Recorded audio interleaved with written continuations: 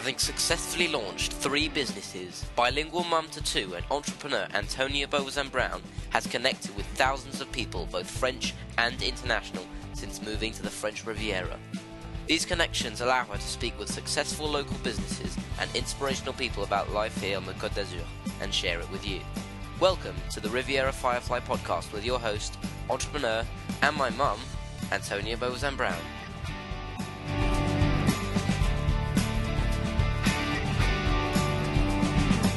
Hi Riviera Fireflies. Well, staying in our Christmas theme, or should I say our holiday theme. Our holiday theme, you could be celebrating Hanukkah, you could be celebrating the Festival of Light, but basically we are into the period of festivals, and so we have got up next Lucy Di Mora from Smiley Booth. Smiley Booths are just such a fantastic concept. It just adds the pizzazz and the boom to those parties. It's the photo booth, a portable photo booth that comes to your events. And I can't wait to share with you everything that I found out from the lovely Lucy about her business. Very, very interesting. I want to give a little shout out before we move on to that to my cocooners, the business cocooners, in particular my masterminders. We got together a little while ago. Basically, we don't have a boss. And we therefore don't have anyone that checks in on us to make sure we're doing what we should be doing or say we're doing. We're not having to set goals, and we don't have anyone that's holding us accountable to do the things on our to-do list. So getting together in a mastermind is a really positive thing to do. And so we got these auto entrepreneurs and small businesses together, and we've been able to share problems. We've done some hot seating, which is just brilliant. You come in with a problem and you've got all these business minds that help you solve that problem and leave with positivity and some great things to go and try. And it really motivates you. And as Kate Threadgold says, it gives you back your mojo for your business. Come and have a look and join us in the Firefly Cocoon. It's a free Facebook group. That isn't the mastermind group, but you could maybe set up your own mastermind group. We've been doing it for free, and I belong to another one actually with some other people in America. And it just is such a great way in giving you goals and traction in your business and getting on with it. So we're working on our top strategic objectives, and Lucy, if you're listening, do go and get in touch with them in the Firefly Cocoon. I think that networking together we can be stronger, and I want to create an environment where we can help each other because business can be tough. Lucy, you need to connect with Kate Adams, I did tell you that, and Tiffany Butler, because they are also in event planning. Lizzie Parks was another one, Lavender Rose are other ones. You can create your own little network and sort of recommend each other and get stronger together for the festive period, but obviously for the weddings and everything like that. I would like to also mention Lee Bowden, who does kettlebells and kettleballs, perhaps they are, I don't know, probably sounds better, and boot camps as well, and Amanda Rayner, who does Pilates up near Saint-Paul-de-Vence, because they are going to be helping us get back into shape in 2018. And you can find them in the Firefly Cocoon as well. So back to Lucy. Well, this is a first for us on the podcast. It's a franchise. Yeah, Lucy took that brave step. So if you are thinking about doing a similar thing, you found a franchise you might be interested in, why not connect with her? And she can tell you much more about what it was like buying that franchise, what she got from it, and the things to look out for. What I love about that is that Lucy had an idea and she then went and researched it and she took a risk. You know, entrepreneurs do seem to be quite risk adverse, I give you that, but she took that risk to buy the franchise and to bring it to France because it wasn't here in France. That's a really brave move. And in particular, for something like this, which is a new concept, she also has to sort of create the need here in France for that. Whereas in England, it's booming. It's maybe not so market ready here. And it is really tough down here as a business owner, I know that. Outside of Facebook, there really aren't that many more ways to market if you don't have mega budgets. So if you want to do the Riviera radios and Virgin FM, of course, they're fantastic mediums to use. But you do need an investment, you do need money behind you to do that. So voila, that's why we've been doing a bit of podcasting actually, because I've been doing this podcasting for these small businesses for free. I don't know if I told you that. No one pays me for my time. So Lucy and people like that, they aren't giving me money for coming and sitting and talking and sharing with me. I love it. I don't want to be paid for it. And I'm not taking any money for promoting them or for editing or publishing costs. And just so you know, each one takes around 8 hours to edit. And then there are other costs attached to publishing it out onto YouTube, iTunes and things like that. Nearly called it YouTunes. My kids would have a field day if I did that. I used to combine YouTube and iTunes together all the time. So why do I do it? I do get that question quite a lot about, podcasting. Why do I do it? I just love it. I don't know why. I like knowing about other people and I love connecting with them. I really feel a deeper understanding for every single person that I've interviewed. It's given me a connection with them, and I just hope that we're able to communicate that out to you. I guess my job and my being is very much serving, helping people and the community, and these are amazing people, and other than Facebook, it's difficult to get their message out. So, we are in the season of goodwill. If you like what you hear and you want to pay it forward, go to our Facebook page and choose one and share it on Facebook, or you can even go to rivierafirefly.com and look at all the podcasts and choose one of these superstars, share their episode with your friends. Go and check their page, go and like it, and just help local businesses. I just think that we'll be a much stronger community if we help preserve these incredible business people that are here among us on the Outmara team. Without further ado, I will leave you with Lucy Di Mora and Smiley Booth. Welcome to the Riviera Firefly podcast to Lucy Di Mora from Smiley Booth Cote. Hi Lucy. Good morning, everyone. How are you? I'm fine, thank you. You? I'm brilliant. Yeah, a bit cold today. It's getting a bit nippy as we get cold, into yes, Christmas. nice though. Nice and invigorating, I find, this cold weather. I like it. Yeah, it's certainly getting you in the mood for Christmas, which is what we were sort of going to talk about, is some ideas for Christmas and how to make those parties go wow. Yeah, definitely. Smiley Booth is a definite icebreaker at a party. Well, we will talk a little bit later on about Smiley Booth. I want to start off with, because you've got a very exotic name, DiMora. Doesn't sound that English. No, it's not. No, my husband's Italian. Italian? Yeah, oh. so not that exotic, but just. Do you speak Italian? Yes. Fantastic. Yeah. And so you're originally from England? So I'm from England. I'm from Buckinghamshire. Yes, very beautiful part of England. Yeah. And how long have you been over here for? We have been here for 20 years. So this feels like proper home now? This is home. I've spent more time here than I have in England, yeah, definitely. That's so strange when you do that calculation, yes. Isn't it? You think that you've only been here about 5 years and then you're like, oh gosh. Yeah, because before that I travelled a lot as well for 5 years, so I wasn't living permanently in the UK even then.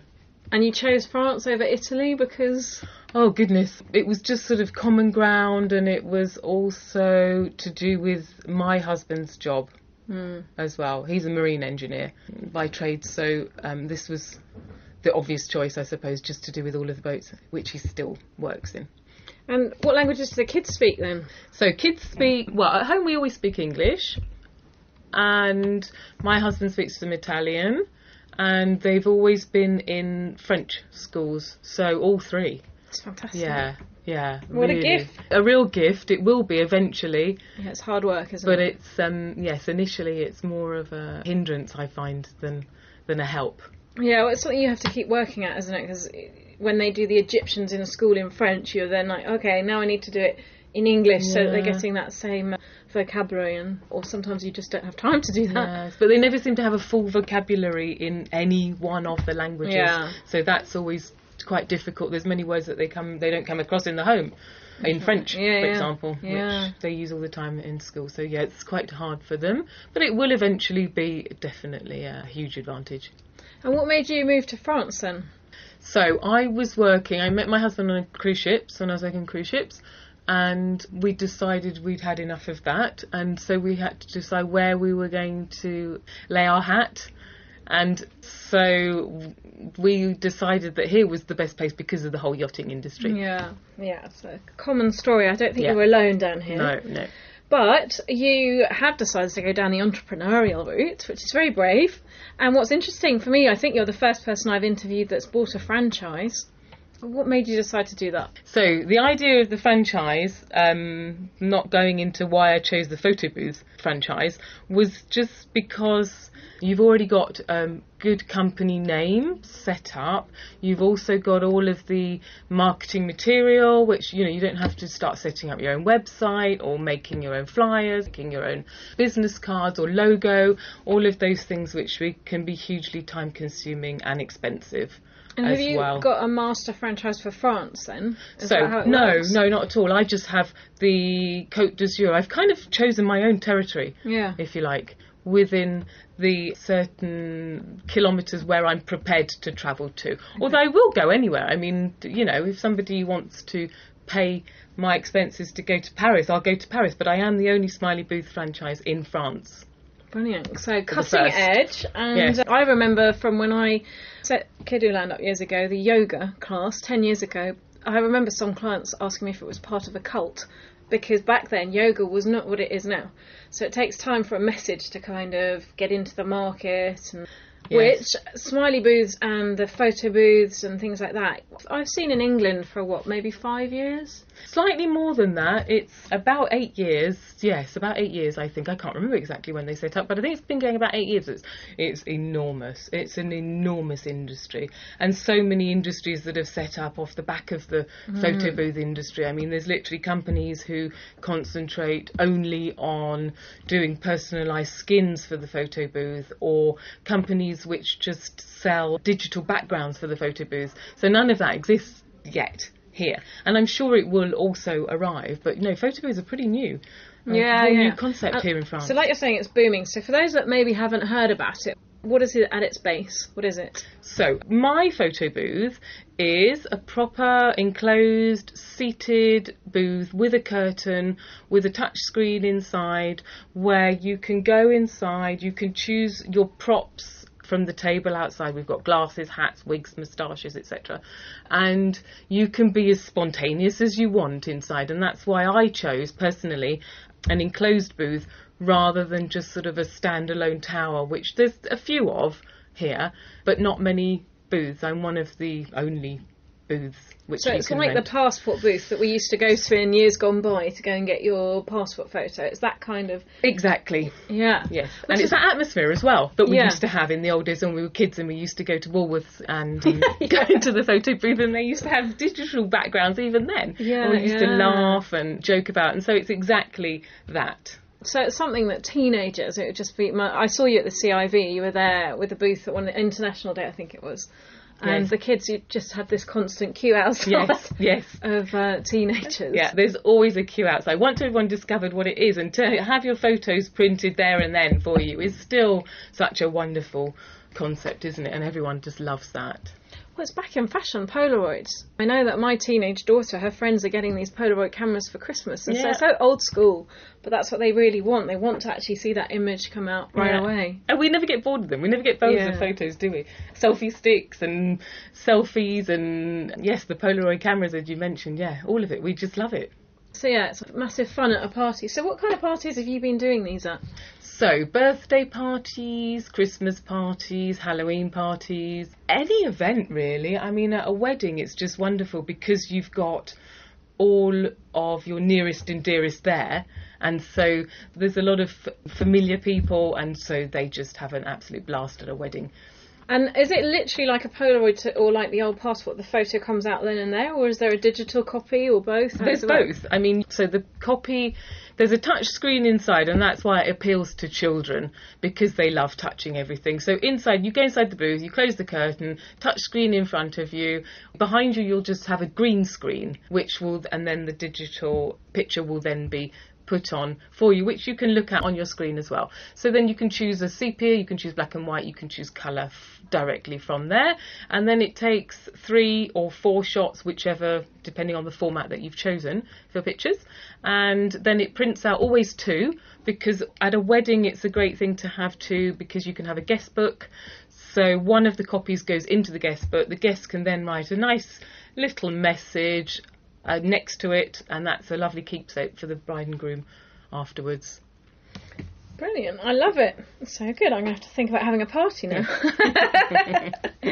So if people want to just find out about this, I just did it earlier in Facebook. You put in Smiley, Smiley Booth Cote d'Azur, and that comes up. And the actual official name is Cote d'Azur Smiley Booth. That's in Facebook. And you've also got a website. What was your website? So my website is smileybooth.com/FR.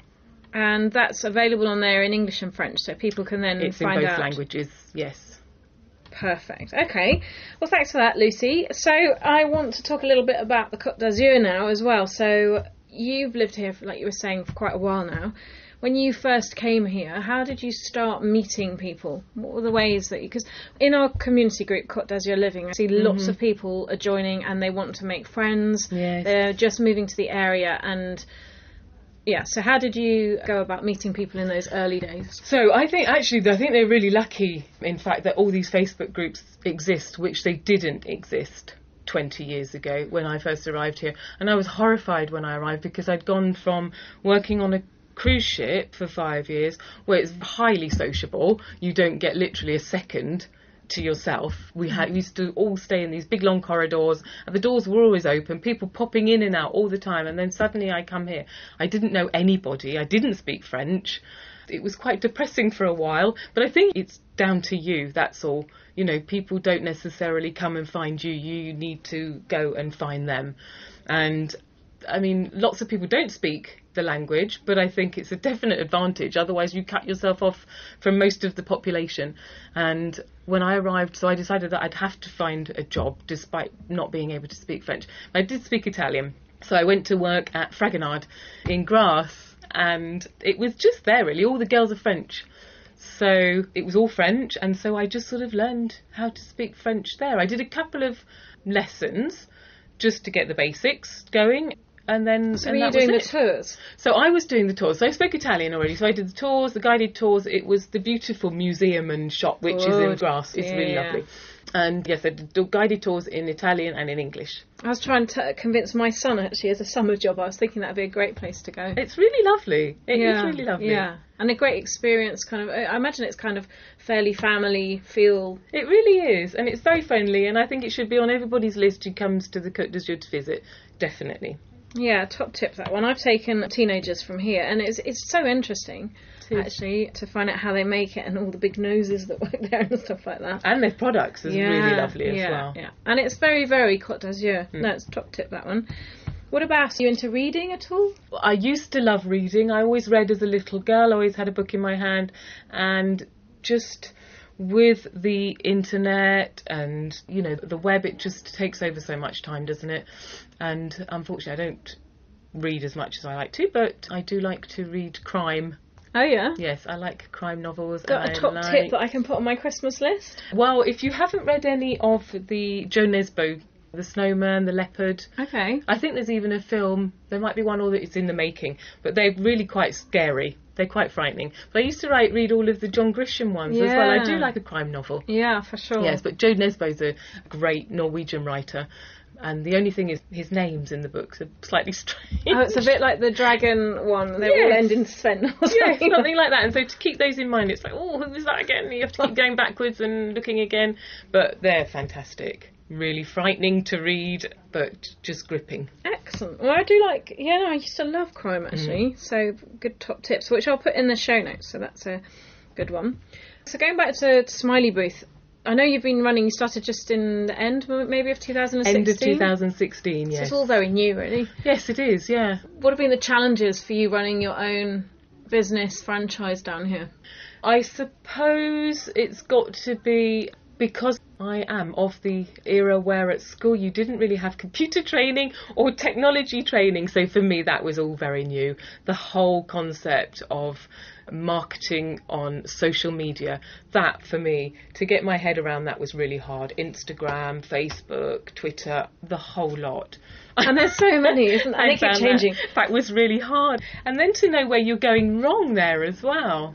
Are there any training courses down here for that kind of thing? Or the Smiley Booth company, the franchise company, they gave me some great training on Instagram, great training, and it's always ongoing as well. I can call them at any moment when I need to, and they will go over it all again. It's quite complicated, and you need to know how Facebook really works in order to get the most out of it. Because you can waste money so quickly otherwise. You can waste money. It's not too expensive, Facebook. I always do run some Facebook campaigns. They're the ones I do, but I try and do my own advertising and just searching, research constantly. So your clients, you were saying earlier, they're English and French. Yes. Are they on Facebook or Instagram or? On all, on LinkedIn as well. That's a good one, because you can actually see who has looked at your profile, whereas if you're just sending out emails, you never actually know if they ever get opened, if they go into the spam box. That's quite hard unless you use a certain platform. But everything has a cost. That's the trouble as well.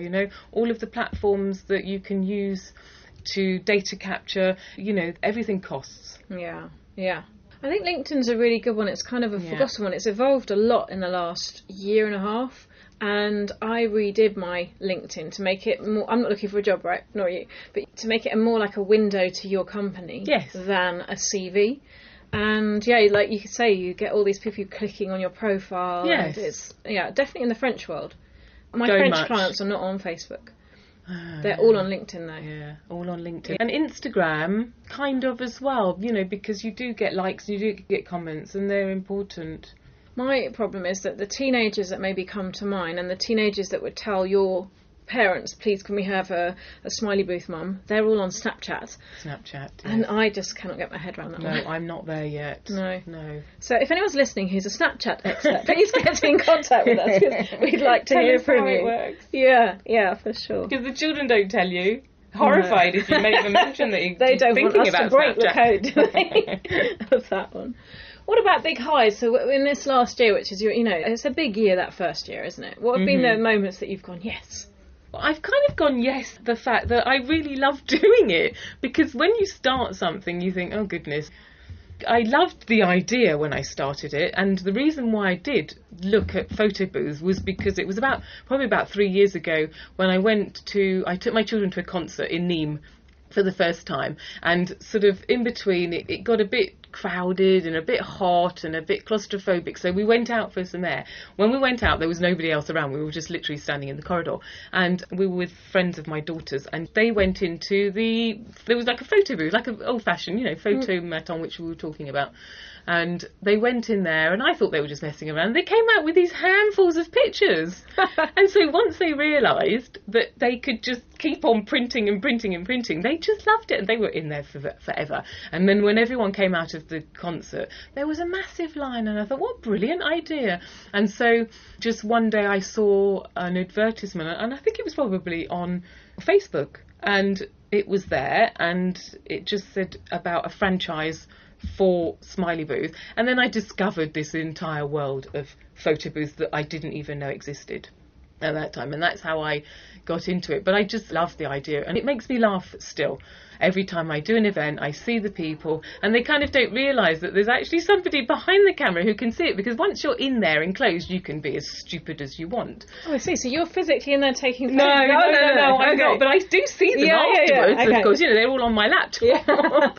So I put up and I make the gallery, so I go through all the pictures. But when there's nobody there in front of you, and that's why the enclosed booth is so much fun. So much better, because you're not then inhibited, are you? Not at all. You can just be your total self. It's sort of very private.